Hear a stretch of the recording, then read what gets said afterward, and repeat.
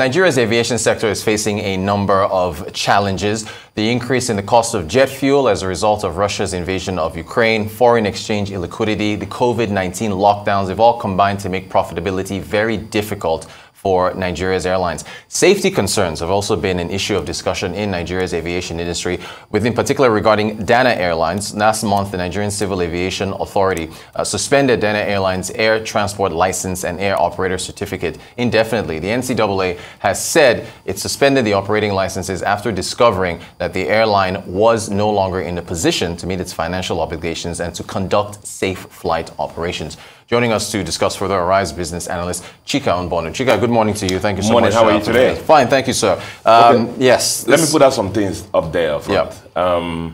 We've had, what I'm going to talk about today, yeah, for the benefit of our viewers and the country, we've had it for about close to about three weeks now. But we've been weighing whether we should talk about it or not. Yeah. But in the interest of the public good, we decided to talk about it. You notice that I've titled it, Thank God, the thunder didn't strike twice. Yeah, yeah. And as I go along, I will explain why I chose that headline. Okay. This presentation refers certainly to Dana Air, yes, and the suspension from flying by the NCAA, Nigerian Civil Aviation Authority.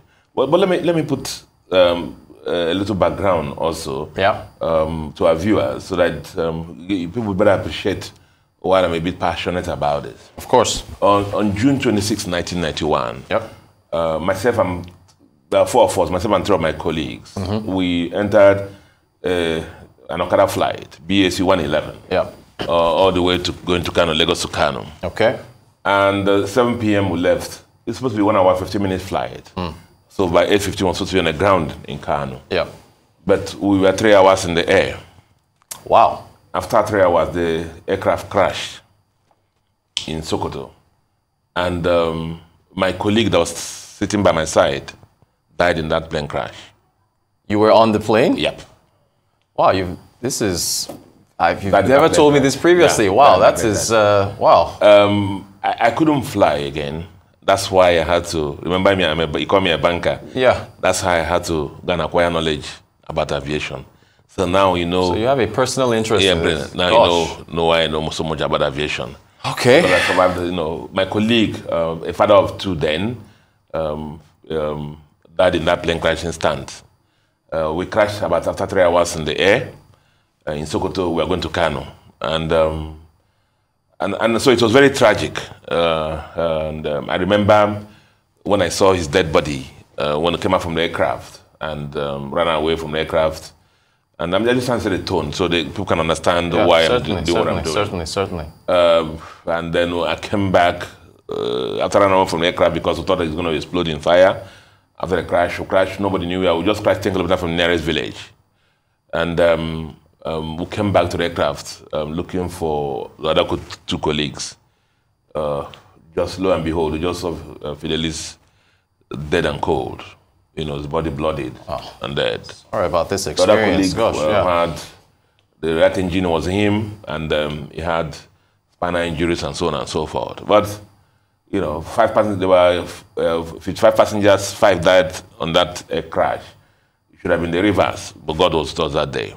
You know, so you can understand why I'm very passionate about aviation, aviation safety. Yeah. After I do this, that Tonga didn't, thank God it didn't strike twice. Yeah, yeah. And I'll give a background to a lot of our viewers, and I will let you know why I'm doing this.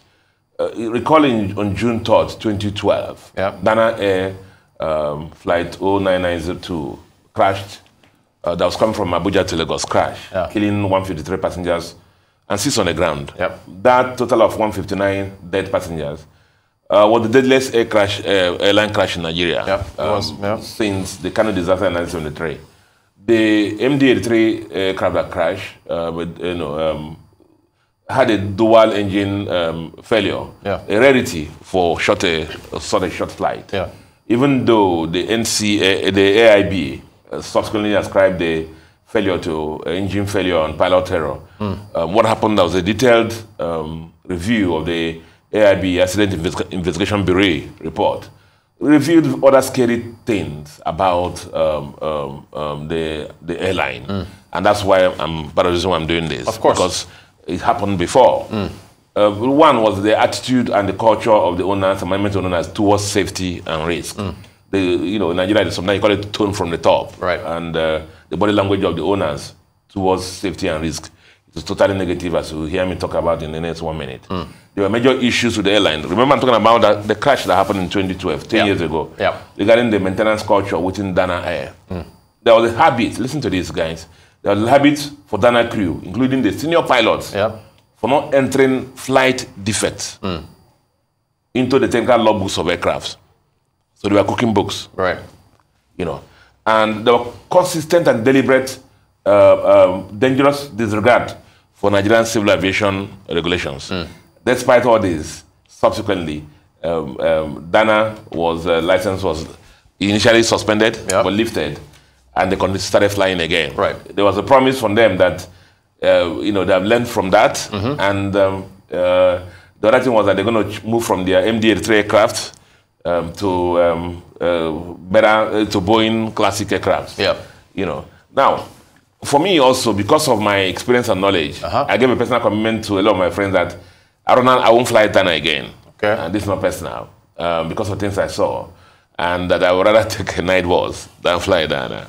But what happened was that I broke that promise in early this year, after 10 years. Me too. I've flown Dana as well. I've flown them this year. Because one day I got to the airport for a meeting. I had an airline ticket, but they canceled that flight. So I was forced to take the flight. I remember when I landed, I went to the cockpit, and I said, because it was a struggle to get into the air, I know aviation, and the air conditioning system was like air coming out through the broomstick, And I went to the air cockpit and said, this old banger is still flying. And they said, yes. I remember I spoke to the NCA Director General after that flight and said, why is this aircraft still flying? And they said me that still certified as fit. So now, that was historical. And the crash. Now, NCA, in the course of its duties now, went and did an audit of Dana operation in month of April 2022. Again, there was a consistent, deliberate, and dangerous disregard for Nigerian Civil Aviation Authority regulations. The same thing that led to the first issue. So this is a corporate issue. But listen, the viewers may be surprised to hear this, that Dana operated several flights on the MD-80 fleet with no licensed captains. These are, I'm quoting reports from the NCA. No licensed captains. They listed all the regular flights that this happened corporately. The director of flight operation for Dana, there's what they call the check airman authorization, expired in 2020 September.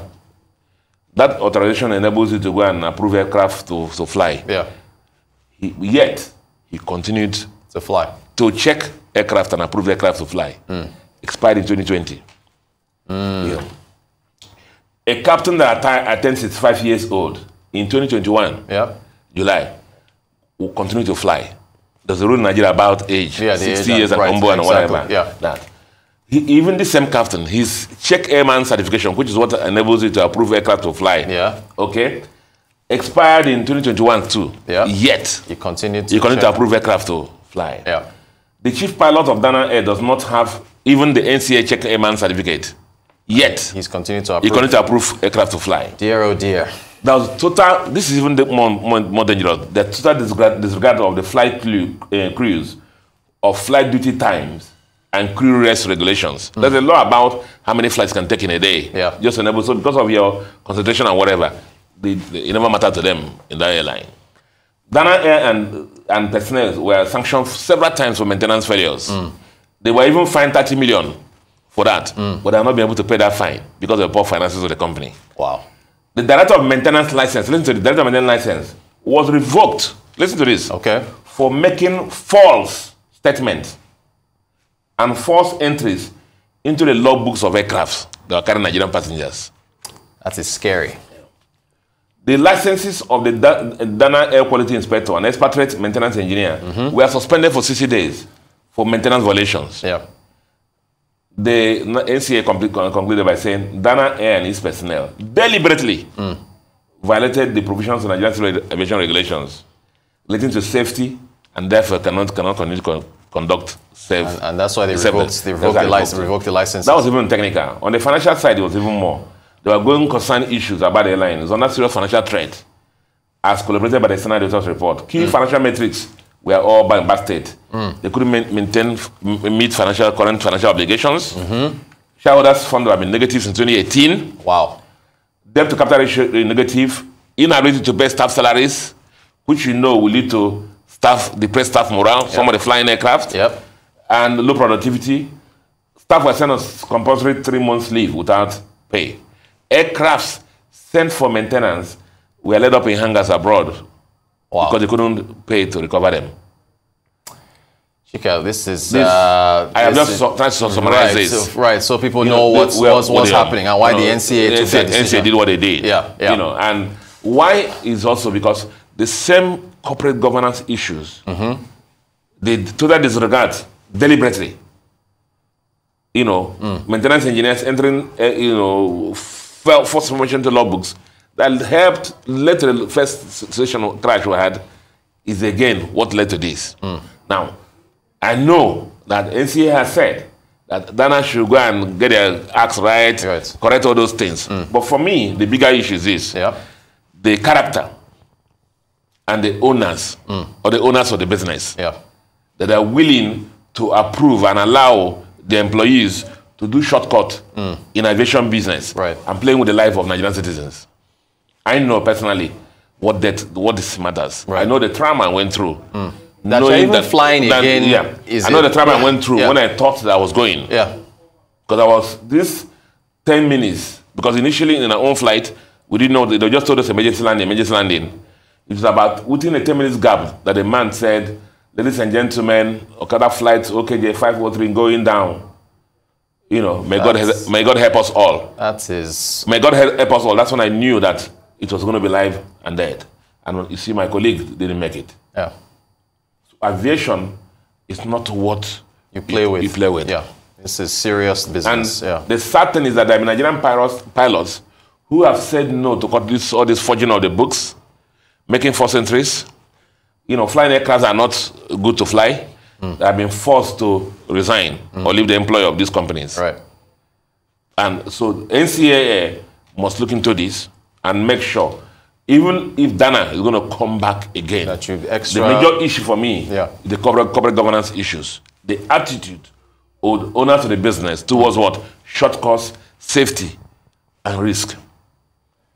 Chika, this is why we have you on, and we appreciate you coming on with this breakdown. And personally, you never shared this story with me before. I'm surprised you're even still flying to this day after an experience like that. I don't get amazed. I'm still flying. Gosh, that is surprising. Arise business, aviation analyst, banking analyst, fintech analyst, manufacturing analyst, ports analyst. We're having you back tomorrow to discuss the ports. Thank you so much, Chika. I really appreciate it. And again, sorry for the loss. Thank you.